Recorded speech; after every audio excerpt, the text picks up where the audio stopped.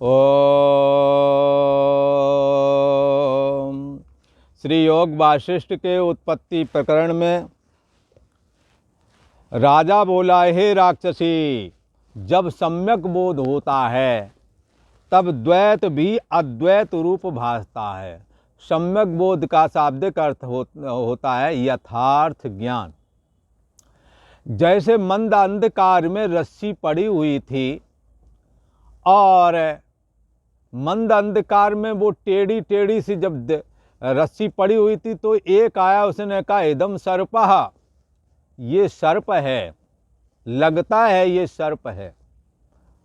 तो एक और निकले। तो गांवों में पहले क्या होता था, लोहे की बाल्टियां हुआ करती थी, कुएं से पानी खींचा जाता था। कई बार इतना पैसा नहीं होता था, कुएं वो बाल्टी के अंदर बाल्टी की तरी में सुराख हो जाता था और फिर वो पानी जल्दी से भर के ले जाते थे, अपने घड़े में डालने के लिए गाँव में ले जाया करते थे। कुएं से, कुआं होता था घरों के बाहर, तो वो एक लाइनिंग बनी चली आती थी। वो पानी जब फैलता चला जा रहा है तो लाइन हो जाती थी।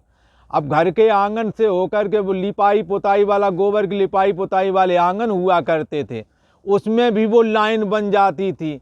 अब वो पानी भर के अगला आदमी डाल आया, थोड़ी देर बाद जब मंद अंधकार हुआ तो बच्चे निकले, तो टेढ़ी मेढ़ी लाइन थी।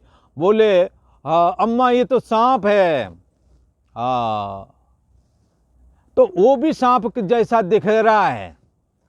तो टार्च लगा के उजाला करके बच्चों को दिखा दिया, सांप नहीं, ये पानी की धारा है। पानी की धार जैसा, पानी की धार यानी वो चलते आगे बाल्टी लेके चलते धार वो दिखती रही। ऐसी ये जो धार है ना, रस्सी पड़ी होती है तो कई बार रस्सी में ये सर्प है, सर्प का भ्रम हो जाता है। कई बार लगता है कोई पानी लेके निकला है क्या, पानी की धारा का भी शंका हो जाती है।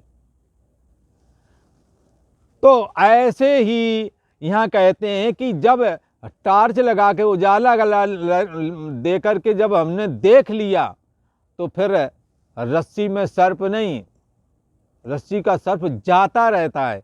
यथार्थ ज्ञान से ये सब जैसे बाधित हो जाते हैं। जैसे सोने का यथार्थ ज्ञान हुआ तो आभूषण बाधित हो गया, आभूषण रह ही नहीं गया।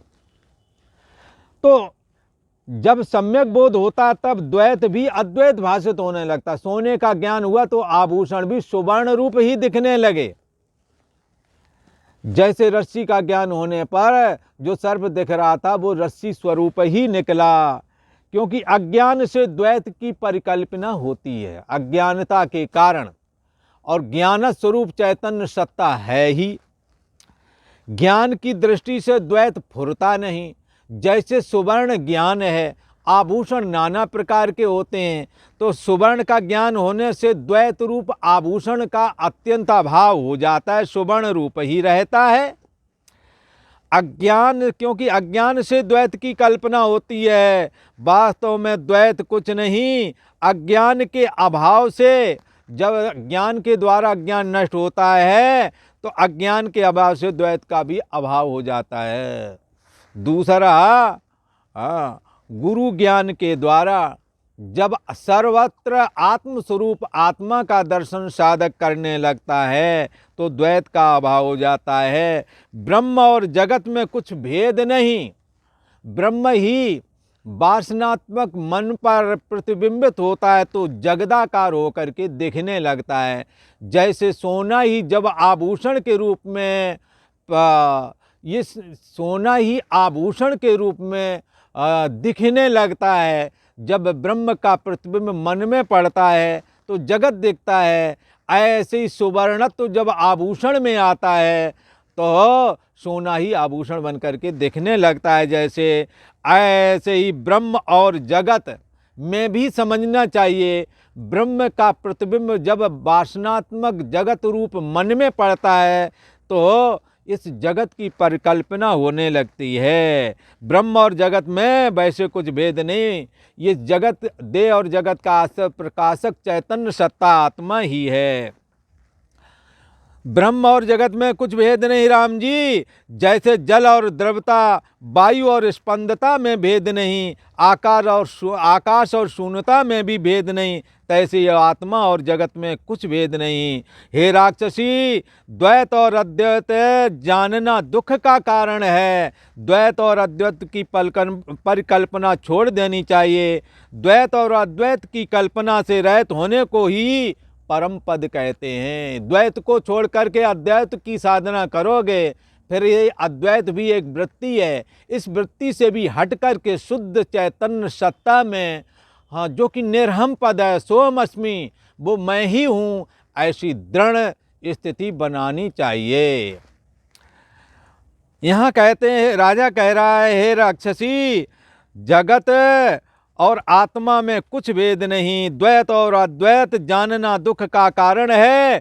द्वैत और अद्वैत की कल्पना से रहित होने को ही परम पद कहते हैं।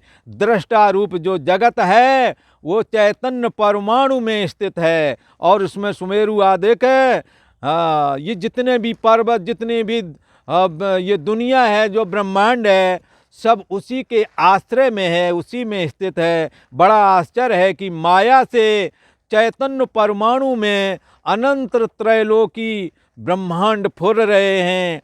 इसी से असंभव रूप मायामय है, इसीलिए इस जगत को मायामय कहते हैं। जैसे आभूषण वास्तव में अपने आप में कुछ है नहीं, फिर भी जितना भी बर्ताव होता है, सोना में पहने हूँ ऐसा नहीं, आभूषण, झुमका, नथनी आदि ये पहने हूँ, आभूषण में बर्ताव होता है, सोना में बर्ताव होता ही नहीं। ऐसे ही सारा जगत मायामय है। बड़ा आश्चर्य है कि माया से शुद्ध चैतन्य सत्ता में ये अनंत ब्रह्मांड रूप त्रिलोकी स्थित हैं। इसी से असंभव रूप और मायामय है कौन? ये सारा का सारा ब्रह्मांड। जैसे बीज में वृक्ष होता है, तैसे ही चैतन्य सत्तात्मक चिद अणु में ये जगत स्थित है। ये जग हरि का रूप है। उस चैतन्य सत्ता से जगत अलग होकर के कोई वजूद नहीं रखता है। सब चैतन्य स्वरूप है। चिद अणु में जैसे बीज में वृक्ष स्थित है, तैसे ही चिद अणु में ये जगत स्थित है। आज इतना ही।